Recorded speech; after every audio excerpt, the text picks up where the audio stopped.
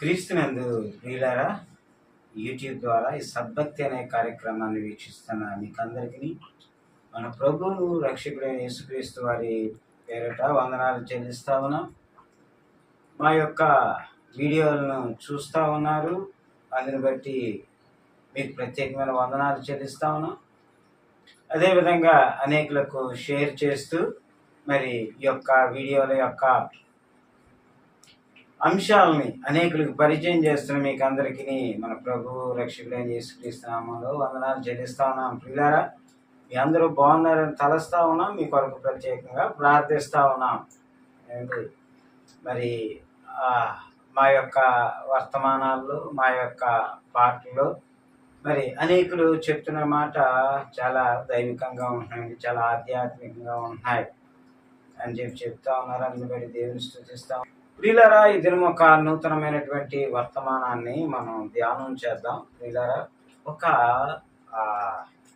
3 కొండల యొక్క ప్రాముఖ్యతను లేకపోతే ప్రాధాన్యతను మనము ఈ దినము ధ్యానం చేసుకుందాం. మొదటిగా మనం గమనించినట్లయితే లూకా సువార్త 23వ అధ్యాయం 33వ వచనాన్ని నేను చదువుతా ఉన్నాను. వారు కపాలం అనబడిన స్థలమునకు వచ్చినప్పుడు అక్కడ కుడివైపున ఒకనిని, ఎడమవైపున ఒకనిని, ఆ నేరస్తులను ఆయనతో కూడా సిలువ వేసిరి అనేటువంటి మాట మనం చూస్తా ఉన్నాం. మరి ఈ యొక్క కపాలం అనబడిన స్థలము అనే దాన్ని మనం ఫుట్ నోట్లో చూస్తే కల్వరి అని మనం ఇక్కడ బైబిల్ గ్రంథంలో చూస్తా ఉన్నాం. కల్వరి అంటే మరి కల్వరి కొండ. ప్రియులారా, మరి మొట్టమొదటి కొండ కల్వరి కొండ. ఈ యొక్క కల్వరి కొండ క్రైస్తవ ఆధ్యాత్మిక జీవితంలో లేకపోతే దేవుని బిడ్డల జీవితాల్లో కల్వరి కొండకు ఉండేటువంటి ప్రత్యేకత ఏమిటి అన్నది మనం గమనించినట్లయితే అది ఆ రక్షణను అనుగ్రహించేటువంటి, దేవుని యొక్క రక్షణను మనుషులకు అనుగ్రహించేటువంటి కొండ ఆ కల్వరి కొండ. ప్రియులారా, మనం గమనించినట్లయితే మరి అక్కడ మనం చూస్తా ఉన్నాం, యేసు ప్రభు వారితో మరి రోమా ప్రభుత్వం అధికారులు మరి ఒక ఇద్దరిని దొంగల్ని అక్కడ ఎడమ వైపున ఒకరిని, కుడి వైపున ఒకరిని మరి ఆ యేసు ప్రభు వారితో సిలువ వేస్తున్నట్టుగా మనం చూస్తూ ఉంటాం. అయితే ఆ సమయంలో మరి ఒక దొంగ యేసు ప్రభు వారిని చూస్తూ అనేటువంటి మాట, ఏమండి, ఈయన ఇతరులను రక్షించును కానీ తనకు తానే రక్షించుకోలేకపోతున్నాడు అని చెప్పి ఒక దొంగ హేళనగా, హాస్యంగా ఆ మాట అనడాన్ని మనం చూస్తా ఉన్నాం. ఈ దినాన కూడా మనం ఎవరైనా ఏవో మూడు మేకులు పీక్కోలేనటువంటి వాడు దేవుడా అని చెప్పి ఆ కామెంట్స్ చేస్తున్నప్పుడు మనం వింటే మరి ఎంతో బాధపడుతున్న సందర్భాన్ని మనం చూస్తూ ఉంటాం. అయితే ప్రియులారా, అది ఈ రోజు కాదు, యేసు ప్రభు వారితో ఆయన పక్కన సిలువ వేస్తున్న దొంగ మరి అన్న మాటే మరి ఆ మాట చూడండి, యేసు ప్రభు వారిని హేళన చేస్తూ అన్నటువంటి మాట. ప్రియులారా, అయితే యేసు ప్రభు వారు మరి ఎందుకు అంతటి ఆ సిలువ మరణాన్ని, ఆ సిలువ శ్రమని భరించాల్సి వచ్చింది, లేకపోతే ఆ యొక్క తాళలేనటువంటి ఆ సిలువ శ్రమని ఆయన భరించాల్సి వచ్చింది అన్నది మనం చూస్తే అపోస్తలుడైన పౌలు హెబ్రీయులకు రాసిన పత్రిక 12వ అధ్యాయం 2వ వచనంలో చాలా తేటగా వివరించడం అవుతారు. ప్రియులారా, అక్కడ హెబ్రీయులకు రాసిన పత్రిక 12వ అధ్యాయం 2వ వచనంలో అయితే మనం గమనించినట్లయితే యేసు ప్రభు వారు ఆ సిలువ శ్రమ ద్వారా మరి ఏమి చేయబోతున్నారు అన్నది మనం చూస్తే హెబ్రీయులకు రాసిన పత్రిక 10వ అధ్యాయం 10వ వచనాన్ని 12వ వచనాన్ని నేను చదువుతా ఉన్నా. హెబ్రీయులకు రాసిన పత్రిక 10వ అధ్యాయం 12వ వచనాన్ని, ఈయనైతే పాపముల నిమిత్తమై సదాకాలము నిలిచి ఒక్క బలిని అర్పించి అప్పటి నుండి తన శత్రువులు తన పాదములకు పీఠముగా చేయబడే వరకు కనిపెట్టుచు దేవుని కుడిపార్శ్వమున ఆసీనుడు ఆయన అనేటువంటి మాటని మనం అక్కడ చూస్తూ ఉంటాం. ఇక్కడ చాలా తేటగా చెప్పబడిన మాట, ఈయనైతే పాపముల నిమిత్తము సదాకాలము నిలుచు ఒక్క బలిని అనేటువంటి మాట మనం చూస్తా ఉన్నాం. యేసు ప్రభు వారు శిలువ మరణం పొందడం ద్వారా మరి సదాకాలం నిలిచేటువంటి ఒక బలిని ఆయన చేశాడు అనేటువంటిది మనం గమనిస్తా ఉన్నాం. పాత నిబంధన కాలంలో దేవుని ప్రజలైనటువంటి వారు మరి ప్రతి ఏడాది మరి బలులు అర్పించేటువంటి వారు.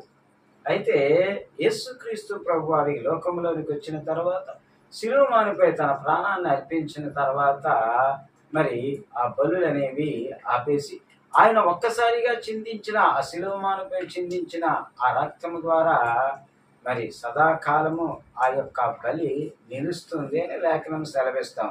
అంతేకాదు అదే 10వ అధ్యాయం 10వ వచనాన్ని మనం చూస్తే యేసుక్రీస్తు యొక్క శరీరము ఒక్కసారి అర్పించబడుట చేత ఆ చిత్తమును బట్టి మనము పరిశుద్ధ పరచబడి ఉన్నాం. చూడండి, మనం గమనించినట్లయితే పాత నిబంధన కాలంలో ప్రతి ఏటా బలులు అర్పిస్తే గాని మరి ఆ పాప నివృత్తి కలగకుండా ఉండేది. కానీ ఈ నూతన బంధన కాలంలో యేసుక్రీస్తు ప్రభు వారు శిలువ మీద మరణించిన తర్వాత ఆయన ఎప్పుడైతే మరణించడం జరిగిందో అప్పుడు ఏటేటా బలులు ఆగిపోయాయి. సదాకాలము నిలిచేటువంటి ఒకే ఒక్క పరిశుద్ధ బలిని ఆయన అప్పగించాడు అన్నటువంటి విషయాన్ని మనం చూస్తా ఉన్నాం. వీళ్ళరా మరి అదేవిధంగా యోహాను సువార్త 3వ అధ్యాయం 15వ వచనంలో మనం చదువుకున్నట్లయితే అక్కడ రాయబడి ఉంటుంది ఒక గొప్ప మాటని మనం ఇటు విధంగా చూస్తాం. యోహాను సువార్త 3వ అధ్యాయము మరి ఆ 15వ వచనాన్ని చూస్తే, అరణ్యములో మోషే సర్పమును ఎలాగో ఎత్తెనో అలాగే విశ్వసించు ప్రతివాడును నశింపక ఆయన ద్వారా నిత్య జీవం పొందినట్లు మనుష్య కుమారుడు ఎత్తబడవలను అనేటువంటి మాట. యేసుక్రీస్తు ప్రభు వారు మరి ఆ శిలువ మాను పైన మరణించడం ఎందుకు అంటే ఆయన్ని నమ్మే ప్రతివారు, విశ్వసించే ప్రతివారు కూడా మరి నశింపక నిత్య జీవం పొందటానికి. యేసు ప్రభు వారు ఆ శిలువ మీద ఆయన మరణించడం ద్వారా అనేకులకు, విశ్వసించినటువంటి ప్రతి ఒక్కరికి కూడా నిత్య జీవాన్ని ఇవ్వటానికి ఆయన ఆ యొక్క త్యాగాన్ని చేయవలసి వచ్చింది. పిల్లరా, అదే యోహాను సువార్త 17వ అధ్యాయంలో మనం గమనించుకున్నట్లయితే అక్కడ ఆ 2వ వచనం ఈ విధంగా ఉంటుంది. పిల్లరా, 3వ వచనం ఈ విధంగా ఉంటుంది.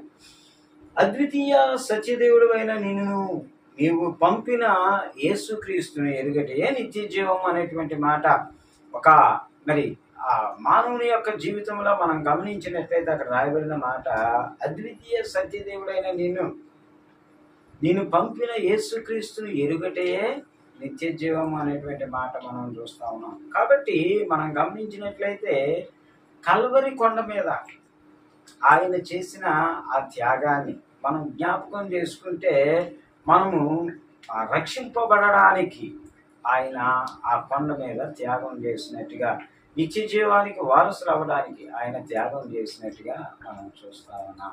అంటే కల్వరి కొండ అనగానే మనకు అర్థం కావాల్సిన విషయం ఏంటంటే ఆ రక్షణను అనుగ్రహించిన స్థలము యేసుక్రీస్తు ప్రభు వారి ద్వారా. సరే ప్రియులారా, మరి రెండో విషయాన్ని మనం చూసుకుందాం. మరి ఒలీవల కొండ కొరకు మనము కొద్ది నిమిషాలు మాట్లాడుకుందాం.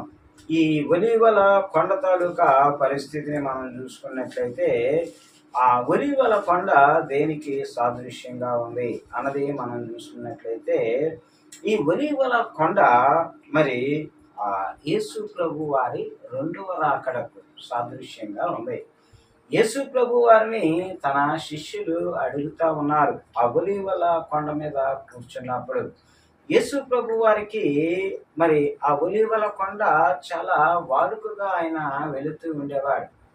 పగలంతా దేవుని యొక్క పరిచర్య చేసి మరి ఆ రాత్రిపూట ప్రార్థించడానికి ఆ ఒలీవల కొండకి వెళుతూ ఉండేవాడని బైబిల్ సెలవిస్తా ఉంది. అయితే ప్రియులారా, అక్కడికి వెళ్ళినప్పుడు, ఒలీవల కొండకి వెళ్ళినప్పుడు శిష్యులందరూ ఆయన వద్ద ఏకాంతంగా కూర్చొని అడుగుతున్నారు కదా. నేను చదువుతా ఉన్నాను 24వ అధ్యాయం, మత్తయి సువార్త 24వ అధ్యాయం 3వ వచనం. ఆయన ఒలీవల కొండ మీద కూర్చుని ఉన్నప్పుడు శిష్యులు ఆయన యొద్దకు వచ్చి ఏకాంతముగా వచ్చి, ఇవి ఎప్పుడు జరుగును, నీ రాకడయు యుగ సమాప్తికి సూచనలేవి మాతో చెప్పమనగా. ఆ ఒలీవల కొండ మీద ఆయన శిష్యులు ఆయన అడుగుతున్నారు, అయ్యా నీ రాకడ అంటే 2వ రాకడ, ఆ 2వ రాకడికి సూచనలేంటి అని ఏకాంతంగా యేసు ప్రభు వారు ఉన్నప్పుడు ఆయన శిష్యులు కూడా ఆయనతో ఉన్నప్పుడు అడుగుతున్న ప్రశ్నని మనం చూస్తా ఉన్నాం. మరి మొదటి రాకడ మనందరికీ తెలుసు. ఆయన మరి కన్య గర్భాన కుమారుడిగా జన్మించడము, అది మొదటి రాకడైతే ఇప్పుడు రెండవ రాకడకి ఆయన చెప్పాడు వెళ్ళిపోతున్నప్పుడు, మరి నేను ఏ విధంగా వెళ్తున్నానో ఆ విధంగానే మళ్ళీ తిరిగి వస్తాను అని చెప్పినట్టుగా మనం చూస్తాము. ఈ రెండవ రాకడలో మనం గమనించినప్పుడు నీ పరిస్థితులు ఎలా ఉంటాయి, నువ్వు ఎలా వస్తావు, దాని తాలూకా వివరాలు కొన్ని చెప్పయ్యా అని చెప్పి ఆయన తాలూకా శిష్యులు యేసు ప్రభు వారిని అడగడం జరిగింది. ప్రియులారా, అప్పుడు అక్కడ చాలా విషయాలు యేసు ప్రభు వారు శిష్యులకు చాలా తేటగా వివరంగా ఏమండి, ఎందుకంటే అక్కడ రెండు విషయాలు ఉన్నాయి. నీ రాకడ ఒకటి, యుగ సమాప్తి ఒకటి. ఏమండి, మరి నీ రాకడికి యుగ సమాప్తికి ఎలా ఉంటుంది పరిస్థితి అని చెప్పినప్పుడు యేసు ప్రభు వారు చెప్పారు, నేనే క్రీస్తునని చెప్పి పలువురు వచ్చి మిమ్మల్ని మోసపరుస్తారు కదండి. విషయాలు మనం జాగ్రత్తగా గమనించాలి. మరి అంతేకాకుండా యుద్ధ సమాచారాలు మీరు వింటారు అని చెప్పి చూడండి. ఈ రోజున మనం చూస్తా ఉన్నాం, ప్రపంచం చాలా అల్లకల్లోలంగా ఉంది. ఏమండి, మరి మనం గమనించినట్లయితే రష్యా తర్వాత మరి ఇంకొక చిన్న దేశం రష్యాతో పాటు మరి యుద్ధం చేస్తూ ఉంది ఒక 2 సంవత్సరాలుగా.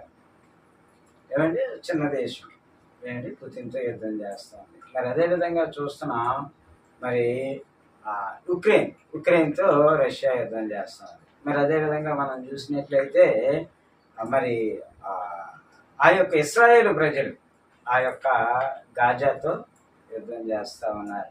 మరి అదేవిధంగా చైనా దేశము మరి మనం గమనించినట్లయితే హాంకాంగ్, ఇలాగా కొన్ని దేశాలని మరి దాని ఆధిపత్యంలో ఉంచుకోవాలి. ఇలాగా ప్రపంచ దేశాల్లో చాలా యుద్ధ సమాచారాలు మనం విరివిగా వింటూ ఉన్న సందర్భాన్ని మనం చూస్తూ ఉన్నాం. దేవుడు చెప్పాడు రాకడకు సూచనలేవి అని అడిగినప్పుడు. అంతేకాకుండా ఆయన చెప్పిన మాట ఏంటంటే, జనముల మీదకి జనములు, రాజ్యముల మీదకి రాజ్యములు. చూడండి, జనముల మీదకి జనములు, ఏమండి, రాజ్యముల మీదకి రాజ్యములు. ఈ బాగా మనం జాగ్రత్తగా గ్రహిస్తూ అర్థం చేసుకుంటూ మనం వెళ్ళాలి. అదే కాకుండా మరి కరువులు భూకంపాలు కలుగుతాయి మరి అని చెప్పిన మాట మనం చూస్తా ఉన్నాం. భయంకరమైన కరువులు ఈ సమయంలో మనం అనేక దేశాల్లో మనం చూస్తూ ఉన్నాం. తినడానికి సరైన ఆహారం లేనటువంటి దేశాలు, ఆహార కొరతతో, లేకపోతే ద్రవ్యోల్బలముతో, లేకపోతే ఆర్థిక కొరతలతో చాలా దేశాలు ఉంటున్నట్టుగా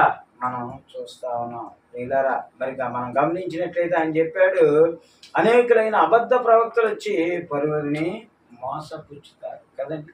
అబద్ధ ప్రవక్తలు అంటే దేవుడు చెప్పింది చెప్పినట్టుగా చెప్పరు, కానీ వీళ్ళు ఇష్టానుసారంగా చెప్తూ మనుషుల్ని ఆకట్టుకోవడానికి, మనుషుల్ని వారి వైపు తిప్పుకోవడానికి, మనుషులు ఆ దృష్టిని వారిపై ఉంచుకోవడానికి. ఈ దినాన మనం యూట్యూబ్లో చాలా దైవికమైన కార్యక్రమాల్లో కూడా మనం గమనిస్తున్నటువంటి విషయాలు ఏంటంటే, మనం చూస్తూ ఉన్నాం చాలామంది అబద్ధ ప్రవక్తలు, అబద్ధ బోధకులు, అంటే వారిని మాత్రమే ప్రొజెక్ట్ చేసుకుంటూ, వారిని మాత్రమే హెచ్చించుకుంటూ దేవునికి ప్రథమ స్థానం ఇవ్వని వ్యక్తుల్ని మనం చూస్తూ ఉన్నాం.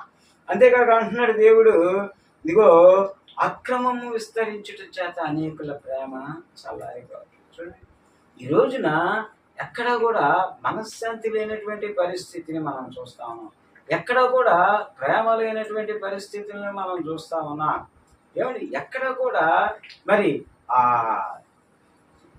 ప్రేమ కలిగి జీవిస్తున్న వారిని మనము చాలా తక్కువగా చూస్తా ఉన్నాం. కాబట్టి యేసు ప్రభు వారు చెప్పారు, ఇలాంటివన్నీ పరిస్థితులు వస్తాయి. అయితే నువ్వు ఎలా ఉండాలి అంటే, అంతము దాకా నువ్వు సహించుకుంటూ వెళ్ళాలి. ఏమండి, అంతము దాకా నీవు సహించుకుంటూ వెళ్ళినప్పుడే నీ రక్షణను కొనసాగించగలుగుతావు కదండి. కాబట్టి ఆయన రెండవ రాకడను గుర్చినటువంటి అనేకమైన విషయాలు ఈ ఒలీవల కొండ మీద యేసుక్రీస్తు ప్రభు వారు ప్రస్తావించడం జరిగింది. ఆయన రాకడ ఎప్పుడు అన్నది మనం గమనించుకున్నట్లయితే, ఈ లోకంలో జరుగుతున్న పరిస్థితులు, ఈ లోకంలో ఆయన చెప్పిన మాటలు, అంతిమ దినాల్లో ఎలా ఉంటుంది చెప్పిన పరిస్థితుల్ని మనం గమనిస్తూ ఉంటాం. అలాగే మనం చూసుకున్నట్లయితే బైబిల్లో మరి అంతిమ దినాల్లో రోజులు ఎలా ఉంటాయంటే అపాయకరమైన కాలంలో వస్తాయి అని చెప్పి అక్కడ కొన్ని వివరాలు ఇవ్వడం జరిగింది. కాబట్టి ఈ యొక్క ఒలీవల కొండ దేనికి సాదృశ్యంగా ఉందంటే క్రీస్తు రెండవ రాకడకు మనల్ని సిద్ధపరచడానికి. మొదట మనం చూసుకున్న కల్వరి కొండ ద్వారా యేసు ప్రభు వారు మనకి రక్షణ ప్రసాదిస్తే, ఒలీవల కొండ ద్వారా మనకు ఆయన రెండవ రాకడను సూచిస్తూ కొన్ని జాగ్రత్తలు తీసుకోమని చెప్తున్న సందర్భాన్ని మనం అక్కడ చూస్తా ఉన్నాం.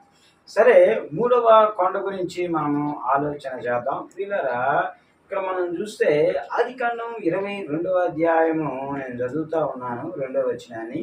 అప్పుడు ఆయన, నీకు ఒక్కడైన నీ కుమారుణ్ణి అనగా నీవు ప్రేమించు ఇస్సాకును తీసుకొని మోరియా దేశమునకు వెళ్ళి అక్కడ నేను నీతో చెప్పబో పర్వతములలో ఒకదాని మీద దహన బలిగా అతన్ని అర్పించుమని చెప్పాను. చూడండి, ఈ యొక్క అంశము మనకు బాగా తెలిసినటువంటి అంశమే. అబ్రహాము మరి ఎంతో ధనవంతుడై ఉన్నాడు, ఎంతో మరి ఆస్తిపరుడై ఉన్నాడు, ఎంతో మరి ఆ దాసదాసీలు కలిగినటువంటి గొప్ప ధనవంతుడిగా ఉంటా ఉన్నాడు. అయితే దేవుడు ఆయన ఏం చేశాడంటే, నేను ఒక దేశాన్ని చూపిస్తాను, అక్కడికి వచ్చి అని చెప్పాడు. అబ్రహాం గారు ఇంకా వెనక తీయకుండా ఆయన రావడం జరిగింది. వీళ్ళరా మనం గమనించినట్లయితే 18వ అధ్యాయం ఆదికాండంలో మనం చూస్తాం, మమ్రే వృక్షం దగ్గర మరి అబ్రహాము గారు ఉన్నప్పుడు, సింధూర వృక్షం కింద ఉన్నప్పుడు మరి దేవుడు ఆయన దర్శించడం జరిగింది. దర్శించిన తర్వాత దేవుడు ఆయనకి ఒక వాగ్దానం చేశాడు. అయ్యా, మరి నీకు ఒక కుమారుడిని నేను ఇస్తాను అని చెప్పి వాగ్దానం చేశాడు. అయితే 24 సంవత్సరాలు గడిచిన తర్వాత లేక ఒక కుమారుడిని అబ్రహాము దేవునిగా పొందుకోవడం జరిగింది. ఇలాగా మరి అలా పొందుకున్నప్పుడు అబ్రహాము గారు ఆ కుమారుడిని ఎంతో ప్రేమగా, అల్లారముద్దుగా, ఎంతో మరి గొప్పగా చూసుకుంటాడు. ఎందుకంటే తన మరి ఎంత ఆస్తి ఉన్నా, లేకపోతే ఎంత ధనధాన్యాలున్నా, ఎంతమంది పనివారు ఉన్నా, అతనికంటూ మరి సొంతది అని చెప్పుకోవడానికి ఉన్నటువంటి ఆ కుమారుని గురించి ఎదురు చూసి దేవుని దగ్గర నుంచి వాగ్దానం పొందుకొని, ఆ వాగ్దానం 24 సంవత్సరాల దాకా ఆ వాగ్దానం కళ్ళెదురుగా కనిపించేటంత వరకు కూడా దేవుని మీద ఆనుకొని రూఢిగా విశ్వసించి ఆయన పొందుకోవడం జరిగింది. అయితే తర్వాత అబ్రహాము తన కుమారుడి కొరకు, ఇస్సాకు కొరకు గొప్ప విందు ఏర్పాటు చేశాడు. గొప్ప సంతోషంగా మరి ఆ సందర్భాలన్నిటి గడుపుకొని వస్తున్నప్పుడు దేవుడు మరి అబ్రహాంతో మాట్లాడుతున్నాడు. అబ్రహామా, నీ కుమారుణ్ణి మోరియా పర్వతాల్లో మరి నాకు బలిగా అర్పించని అడిగాడు. వీళ్ళరా మనం గమనించినట్లయితే ఆ అడిగినప్పుడు కేవలం ఒక మాటతో దేవుడు అబ్రహాంని అడగలేదు, కానీ దేవుడు అబ్రహాముతో అంటున్న మాటను మనం చూస్తే ఇక్కడ, నీకు ఒక్కడై ఉన్న నీ కుమారుడిని నువ్వు ప్రేమించు ఇస్సాకుని నాకు బలిగా ఇవ్వు అంటున్నాడు. చూడండి, దేవునికి తెలుసు అబ్రహాంకి ఒకడే కుమారుడు. అంతేకాకుండా అబ్రహాంకి ఆ కుమారుడు లేక కలిగిన సంతానం కావడం, ఇస్సాకు అంటే ఎంతో ప్రేమించేటువంటి వాడు. దేవుడు ఆ క్వాలిటీస్ అన్నీ చెప్తున్నాడు. ఏమండి, అబ్రహాము మరి ఎంతో అల్లారు ముద్దుగా పెంచుకుంటూ ఎంతో ఆశ పెంచుకున్న ఆ కుమారుడు, ఎందుకంటే నాకు భవిష్యత్తులో, లేకపోతే నా వృద్ధాప్యంలో, లేకపోతే నా యొక్క ప్రతి అవస్థలో నా కుమారుడు నాకుంటాడు అన్న ధైర్యంతో ఆయన ముందుకు వెళ్తున్నప్పుడు దేవుడు ఎప్పుడైతే అలాగ అడిగాడు, వీళ్ళరా మరి అబ్రహాం గారు ఏం చేశారు అంటే, మరి వాటినన్నింటినీ ఆలోచనలన్నింటినీ పక్కన పెట్టి, ఏమంటే తెల్లవారే మరి కుమారుడిని తీసుకుని వెళ్ళి మోరియా పర్వతం మీదకి వెళతా ఉన్నాడు. ఎందుకు అంటే బలి అర్పించటానికి. చూడండి, ఎందుకంటే దేవుడు అడిగాడు అని చెప్పి మరి దేవునికి ఇవ్వాలి అని చెప్పి ఒక సమర్పణ కలిగినటువంటి ఉద్దేశంతో మనం చదువుకున్నట్లయితే, అదే ఆదికాండం 22వ అధ్యాయం 10వ వచనాన్ని మనం చదువుకుంటే, 10వ వచనం మనం చదువుకుంటే, అప్పుడు అబ్రహాము తన కుమారుణ్ణి వధించుటకు తన చెయ్యి దూసి కత్తి పట్టుకొనగా, ఏమంటే ఇంకా అబ్రహాం గారు అంతా ఆ బలిపీఠం సిద్ధపరిచారు. దాని మీద ఇస్సాకు తన కుమారుని బరువు పెట్టాడు. మరి వధించటానికి కత్తి పెట్టాడు. చూడండి, ఎందుకంటే అబ్రహాముకి మరి కుమారుడు అంటే ఇష్టమే, కానీ దేవుడు మరి అడిగాడు, దేవుడు సమర్పించమన్నాడు, దేవుడు ఇమ్మన్నాడు. కాబట్టి అబ్రహాం గారు ముందుకు వచ్చాడు. చూడండి, చివరికి ఆ ఆ యొక్క బలిపీఠం మీద ఆ యొక్క కుమారుని పడుకోబెట్టి వధించడానికి కూడా సిద్ధపడిపోయినప్పుడు దేవుడు ఒక మాట అన్న మాటని మనం చదువుకున్నాం పిల్లరా.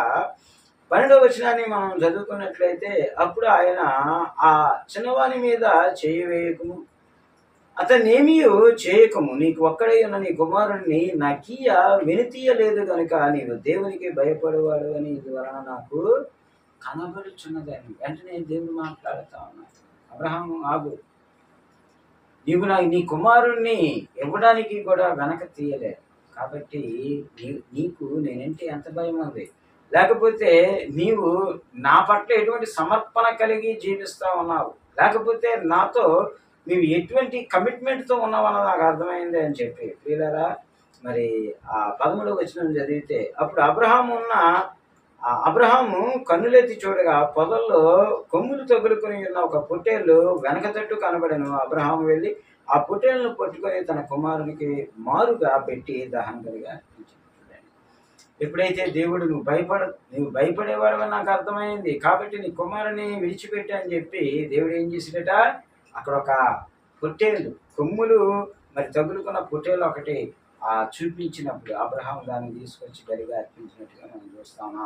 ఇక్కడ మనం గమనించాల్సింది ఏంటంటే అబ్రహాము ఒక సమర్పణ కలిగిన జీవితాన్ని కలిగి ఉన్నాడు కదా. ఇలారా ఈ రాత్రికాల సమయం వర్తమానం వింటున్న మన జీవితాల్లో మరి దేవుడు చేసిన దానికి తగినట్టుగా మనము సమర్పణ కలిగి ఉండాలి అని లేఖనాలు మనతో మాట్లాడుతున్నాయి. చూడండి, దేవుడు మొట్టమొదటిగా మనం చూసినట్లయితే ఆ కల్వరి కొండ ద్వారా మనకు రక్షణ అనుగ్రహించాడు. రెండోదిగా మనం చూసినట్లయితే మరి ఆ యొక్క ఒలీవల కొండ ద్వారా ఆయన రెండవ రాకడకు సూచనలు సిద్ధపాటు ఎలా పడాలి అనేటువంటి విషయాలు. మూడోదిగా మనం చూస్తున్న మోరియా కొండని మనం గమనించినట్లయితే సమర్పణ కలిగినటువంటి ఆ జీవితాన్ని మనం కలిగి ఉండాలి. అబ్రహాం ఏ విధమైనటువంటి సమర్పణ కలిగి ఉన్నాడు అన్న విషయాన్ని అక్కడ చూపించడం జరిగింది. అపోస్తలుడైన పౌలు రోమా సంఘానికి రాసిన పత్రిక 12వ అధ్యాయం 1వ వచనాన్ని మనం చదువుకున్నట్లయితే, కాబట్టి సహోదరులారా, పరిశుద్ధమును దేవునికి అనుకూలమైన సజీవ యాగముగాను మీ శరీరములను ఆయనకు సమర్పించుకోనని దేవుని వాత్సల్యమును బట్టి మిమ్మల్ని బతిమాలుకొనుచున్నాను. పౌలు గారు చెప్తా ఉన్నారు ఏమనంటే, మీ యొక్క శరీరములను సజీవ యాగముగా దేవునికి సమర్పించుకొని దేవుని మహిమపరుస్తూ, దేవుని స్తుతిస్తూ, దేవుని ఆరాధిస్తూ, దేవుని మందిరానికి వెళుతూ దేవుని కొరకు ఆ జీవించేటువంటి ప్రక్రియలో ఎప్పుడు కూడా వెనతిరగొద్దని ఇక్కడ చెప్పడం జరుగుతుంది. కాబట్టి మనం విన్నటువంటి మొదటి మాట అయినటువంటి కల్వరి కొండ మీద ఆయన అనుగ్రహించిన రక్షణ, మరి అదేవిధంగా ఒలీవల కొండ మీద ఆయన రెండవ రాకడ కొరకు సిద్ధపడమని తెలియజేసిన సిద్ధపడ. మరి మూడవదిగా మనం చూసుకున్నట్లయితే ఆ యొక్క మరి మోరియా కొండ మీద మరి అబ్రహాము సమర్పించినట్లు, మరి రోమీలకు రాసిన పత్రికలో మీ యొక్క శరీరములను సజీవ యాగముగా సమర్పించండి అని చెప్పినట్టుగా ఒక సమర్పణ కలిగిన జీవితాన్ని మనం కలిగి ఉండాలి అని దేవుడు కోరుకుంటా ఉన్నాడు. మన ఆశీర్వాదానికి ఒక రహస్యంగా, మన ఆశీర్వదింపబడడానికి ఒక గొప్ప సూచనను ఈ రాత్రికాల సమయాన దేవుడు మనకి తెలియజేశాడు. కాబట్టి ఈ దినము మన ఆశీర్వాదానికి ఈ 3 అనుభవాలు కూడా కారణమైనటువంటివి: రక్షణ, రాకడ, మరి అదేవిధంగా సమర్పణ కలిగి జీవితం ఆశీర్వదించబడదా. చిన్న ప్రార్థన చేసుకుందాం. మహాపరిశుద్ధుడా, మిక్కిలి ప్రేమించిన ఘనమైన తండ్రి, నీ బంగారు పాదాల వందనాలు. ఈ యొక్క ప్రభువైన తండ్రి, నీ యొక్క వర్తమానం ద్వారా మమ్మల్ని బలపరుస్తా ఉన్నావు. అందుని బట్టి నీకు స్తుతులు చెల్లిస్తా ఉన్నావు. ఈ దినం నీవు ప్రత్యేకంగా మాట్లాడిన ప్రతి మాట, ఇదిగో నీవు చేసినటువంటి ఆ కల్వరి కొండ మీద చేసినటువంటి ప్రభువైన తండ్రి ఆ త్యాగము ద్వారా మాకు అనుగ్రహింపబడిన రక్షణ, అదేవిధంగా తండ్రి మరి అదేవిధంగా నీ యొక్క ఒలీవల కొండ మీద నీ రెండవ రాకడ కొరకు ప్రభువైన తండ్రి నీవు చెప్పినటువంటి సూచనలు, సిద్ధపాటును గురించిన ఆ యొక్క మాటలు, అదేవిధంగా మూడోదిగా మోరియా పర్వతం మీద ప్రభువైన తండ్రి మరి మా జీవితాల్లో మీ యొక్క సమర్పణ కలిగి మీ కొరకు జీవించాలని చెప్పి ఈ మాటలని మా హృదయాల్లో పదిలపరచండి. నూరంతలుగా ప్రభువానైనా తండ్రి మీ కార్యాలు జరిగించండి, నడిపించండి. మరి ముఖ్యంగా ప్రభా ఈ సబ్స్క్రైబ్ చేసుకొని షేర్లు చేస్తూ అనేక మంది బిడ్డలు ప్రభా ఈ యొక్క వర్తమానాలను ప్రభువానైనా తండ్రి అనేకులకు పంపుతా ఉన్నారు. వారిని ఆశీర్వదించండి, దీవించండి. ఇదిగో మొదటి నుంచి చివరి వరకు చూస్తున్న ప్రతి బిడ్డని వారి సమయాన్ని, డేటాని మరి అదేవిధంగా తండ్రి ఒక ప్రభువానైనా తండ్రి ఒక సిద్ధపాటును కలిగి చూస్తుంటాడు. వారికి రావాల్సిన ప్రతి దీవెన ఆశీర్వాదం దయచేయండి. అదేవిధంగా అనేకులు ప్రభా సాక్ష్యాలు చెప్తున్నారు. ఆ బిడ్డలను ఆశీర్వదించండి, దీవించండి. ఇదిగో మా ద్వారా ప్రభు అనేకుల్ని బలపరచడానికి నీ కార్యాలు జరిగించి నడిపించమని తండ్రి. ఎవరైతే ఈ మాటలు ప్రత్యేకంగా శ్రద్ధగా వింటూ ప్రభా సాక్ష్యాలు చెప్తున్నారు, వారి జీవితాల్లో నీవు చేస్తున్నటువంటి గొప్ప కార్యాలు, కృప వెంబడి కృపతో నువ్వు చేస్తున్నటువంటి అనేకమైన మేలులను మాతో పంచుకుంటున్నారు. ఆ బిడ్డల జీవితాల్లో మరి ఎక్కువగా కార్యాలు జరిగించండి, నడిపించండి. ఈ సమయంలో ప్రత్యేకంగా ప్రభా ఈ వర్తమానం సబ్స్క్రైబ్ చేస్తూ, షేర్స్ చేస్తూ, లైక్ చేస్తూ, కామెంట్ చేస్తూ ప్రతి బిడ్డను దీవించి ఆశీర్వదించమని అతి వారిలో రాని నజరేయుడైన యేసు శక్తి కలిగిన నామంలో ప్రార్థనలు వేడుకుంటున్నాం పరమ తండ్రి. ఇలాగా ఈ వర్తమానాలు మీకు ఆధ్యాత్మికంగా బలపడడానికి నచ్చినట్లయితే మీరు అనేకులకు షేర్ చేయడం, సబ్స్క్రైబ్ చేయడం మారకండి. మరి అదేవిధంగా అనేకులు సాక్ష్యాలు చెప్తున్నారు. ఆ బిడ్డలందరూ కూడా మరి వారు చెప్తున్న సాక్ష్యాలను బట్టి దేవుడు వారిని ఇంకా ఆశీర్వదించేలాగా ప్రార్థన చేస్తా ఉన్నాం. అనేకులు కామెంట్స్ రూపంలో తమ విన్నపాలను తెలియజేస్తున్నారు. వారి కొరకు కూడా ప్రత్యేకంగా ప్రార్థన చేస్తా ఉన్నాం. ఈ కొద్ది మాటలు మనం ఇంటి దేవుడు బాగా దీవించిన గాక.